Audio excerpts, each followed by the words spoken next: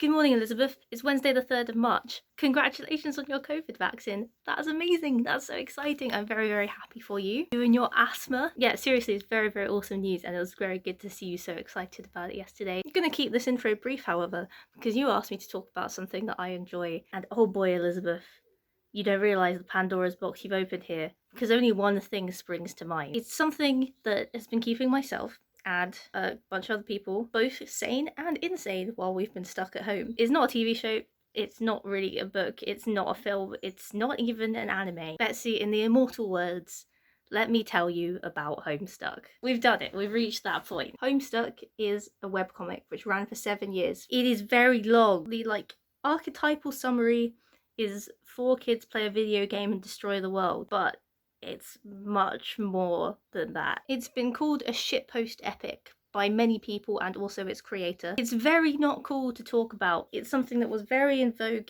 in internet culture in 2012, and now it's something like shameful that you're not supposed to admit to liking anymore. But I don't care. And it's very important in internet culture. It impacted a lot of how fandom culture grew online in the early 2010s, and it is also just on its own, outside of fandom context, a phenomenal piece of art. That's not to say it's perfect by any means. I think part of the charm of it for me is that it starts in a very, very simple way and it expands and grows so utterly beyond its own confines. It really pushed the limits of its webcomic form in multiple ways. It's a story about growing up, it's a story about different universes, it's also a story about being in a story. There's so many layers within geek culture. I think there's something for everyone in it. The reason it became so popular at the time is because of the characters. It had a cast of very internet, very relatable teens who were written with such a convincing voice that they really spoke to a lot of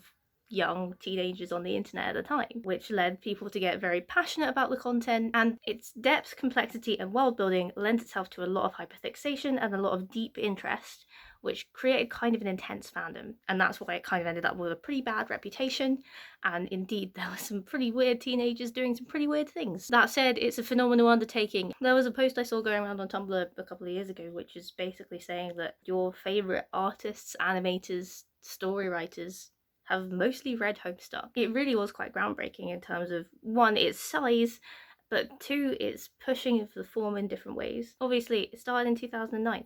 Very problematic now, but it's left a lasting impact. It also has an associated catalogue of music, 3 spin-off video games, and a continuation in the form of the Homestuck epilogues, which present a commentary on the idea of canon in media and how fans can interpret that, and are potentially more controversial than the 19 years later. I say potentially, they're way more controversial than that somehow. Another really unique thing about Homestuck is that it started off as fan-submitted commands on the forums. People would submit suggestions for things that the character would do next, and so it's in this choose-your-own-adventure format, which very quickly stopped working because impractical to tell a functional story. As you go through the comic, more and more of the art is contributed by fans who ended up becoming contributors to it. So what you end up with is this massive collaboration in terms of both plot and art and music. Homestuck, complicated, stupid, a shitpost epic, and genuinely kind of remarkable. I think it's good. And most importantly, it's funny. It's long and complicated, but not for 1 second does it take itself too seriously. My question for you in the next video is to tell me about